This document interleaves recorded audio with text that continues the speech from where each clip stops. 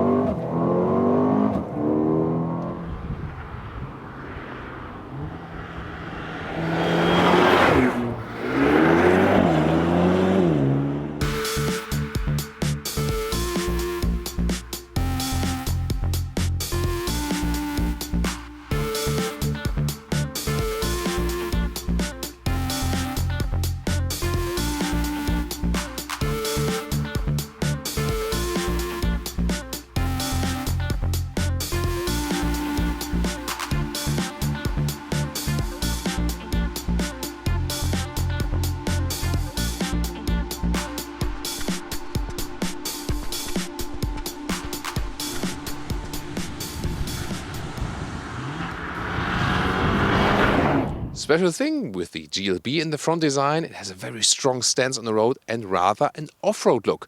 Maybe carried over from the former GLK, whereas other SUVs at Mercedes also have rather, a sportier look and so on. But this one here, strong off-road stance, I somehow like that. Do you as well?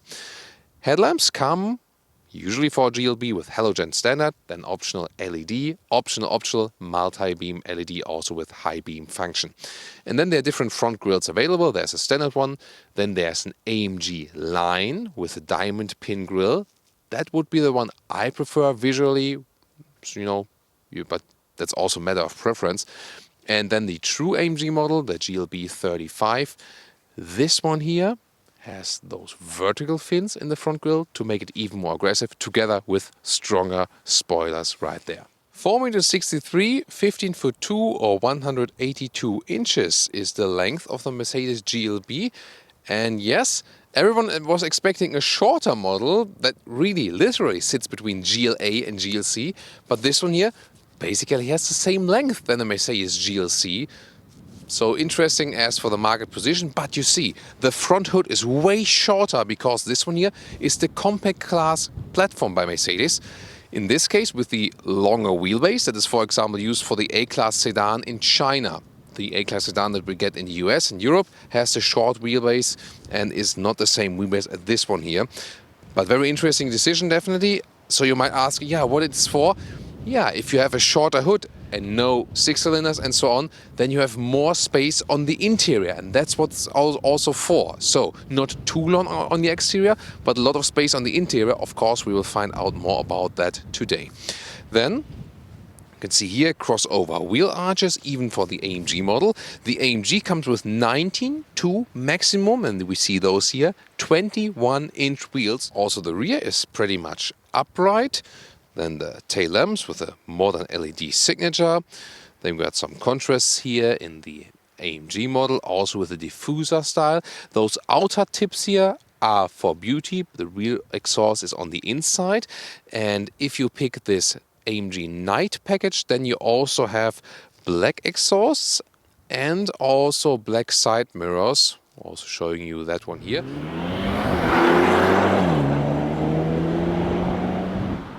What's under the hood? Yay, hydraulic struts. Love that. But I mean, for that price, I think we can also expect it, especially for the AMG.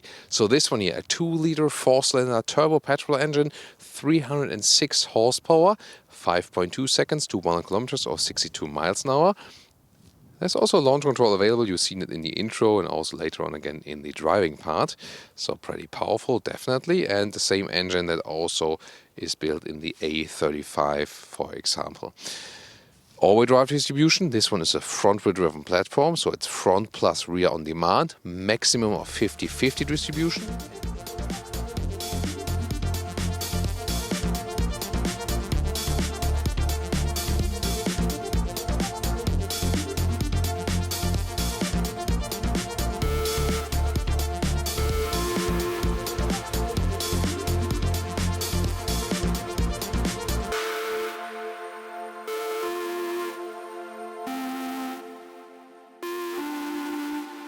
top part here is also soft touch material, so good build quality. You have an AMG steering wheel, so it comes with a flat bottom, and those special gauges right here for suspension settings and for the driving modes. We'll also show them to you once more.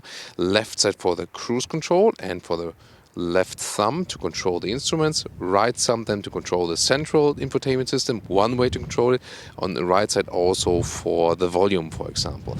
Then those seats here are the optional animal skin seats, but the GLB offers a wide variety of animal-friendly and sustainable seating materials. One example are, for example, the black and white mixed seats. Those are from high-class Artico leatherette. Artico or MBTEX are their brand names for that. Showing you that here, and this one is even available not only heated but also cooled, so a combination of leatherette and cooled seats, quite rare on the market. Only Mercedes and Tesla offer that at the moment, so far as I know. So different stylings available. You can, for example, get a full Artico seat with full leatherette in different colors. You can, at least in European markets, get full fabric seats, or also a mix of fabric on the inside and then the leatherette on the outside, in different colors even. And standard for the AMG here would be Dynamica microfiber on the inside and leatherette on the outside. This is also a recommended option, also a very sporty and visually attractive one. Upright, already a true SUV feeling. The GLA does not have an SUV feeling, it's more a crossover feeling. It's not good or bad depending on what you prefer. Me personally, I prefer the upright SUV seating position. That's already quite cool here. The GLC does feel bigger somehow, yes. This one here, this platform sits a little bit lower. But again, you know, it's already quite comfortable. You can go on a long-term journey also, so that's actually quite good. Now the interior overview. You can see very interesting design elements like those turbine-style vents, also with illumination in the middle part. Then this cylinder style. This is an iconic design element, especially for the GLB.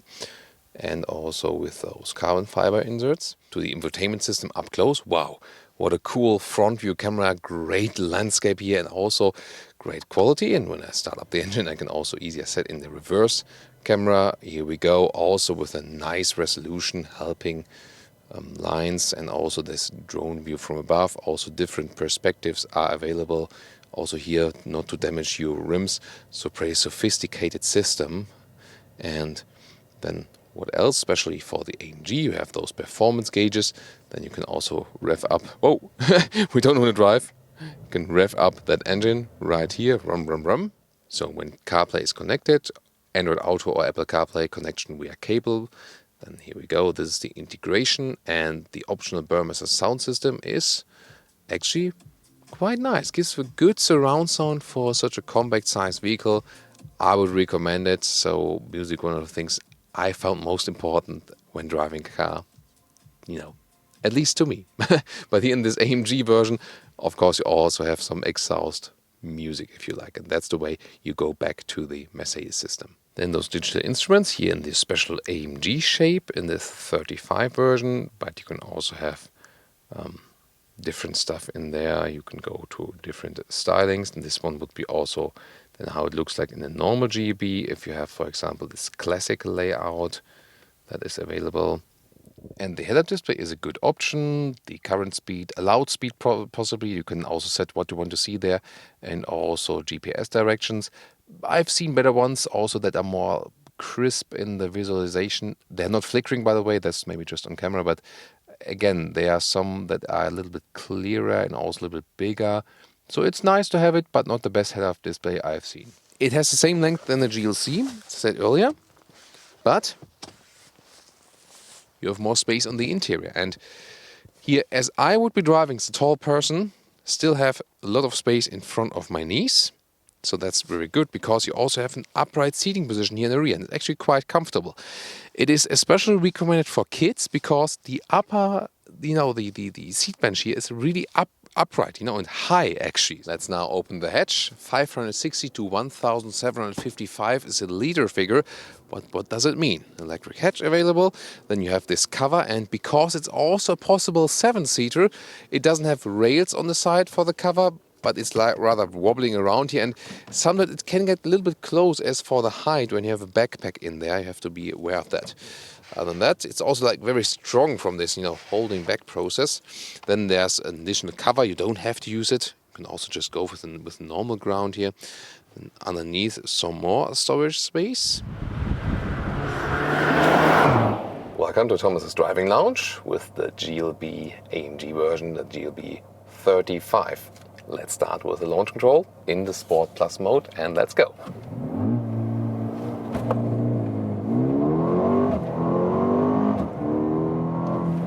Wow, that was almost to 90 kilometers an hour.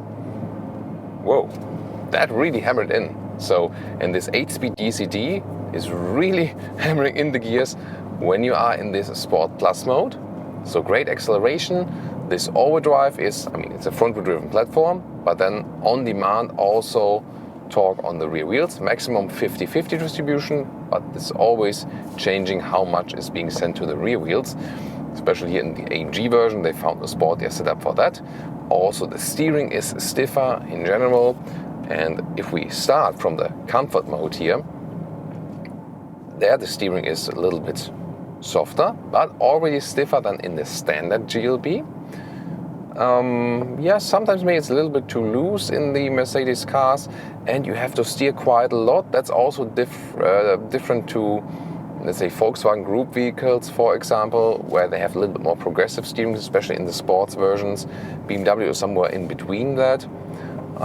But here you always have to steer quite a lot still. You can't say that one thing is good or bad. It's also a matter of preference. I prefer to steer a little bit less.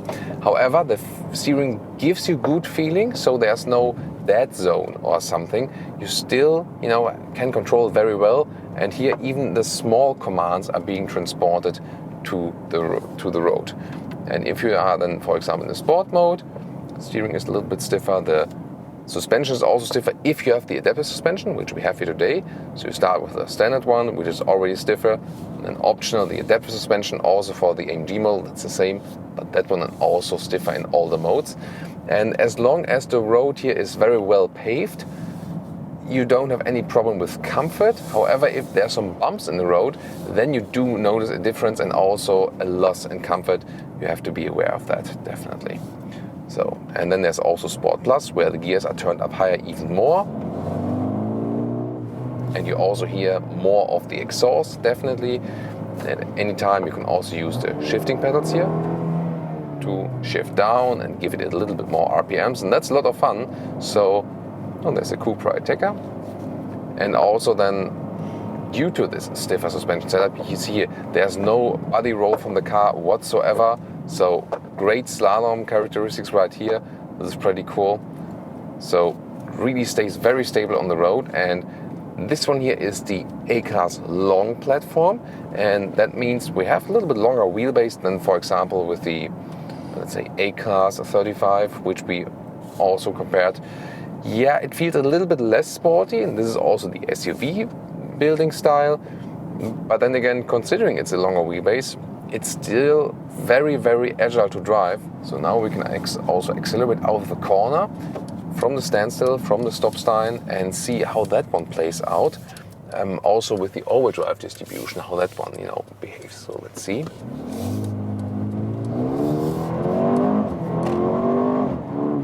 That was already 75 kilometers. So again, good performance, nice exhaust sound. So yeah, that sounded quite decent.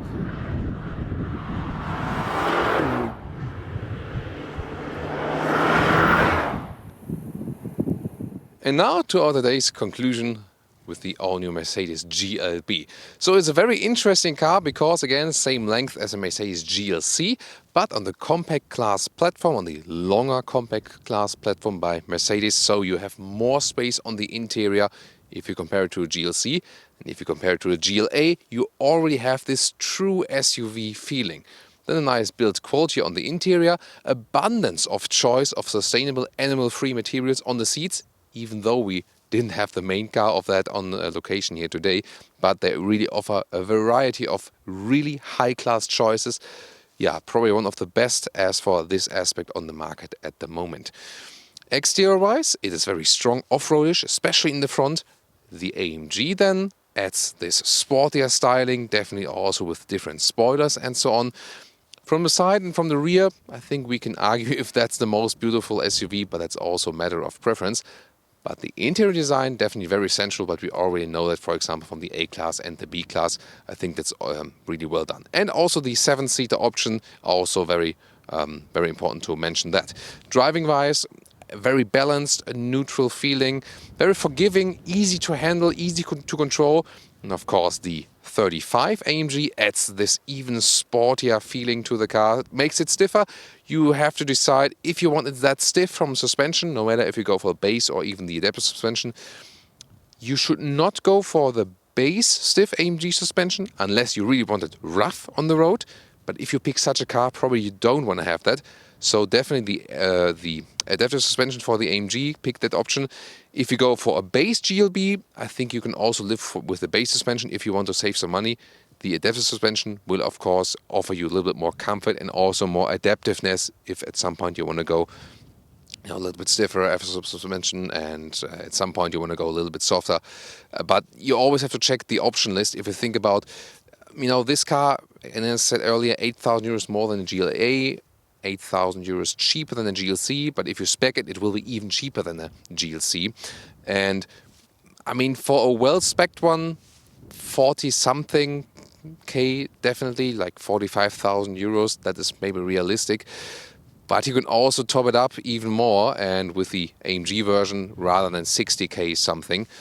So it's not a cheap car, but considering it's a Mercedes, it's not as expensive as other ones. So within the Mercedes portfolio, together with the GLB, probably one of the best price-performance ratios there is.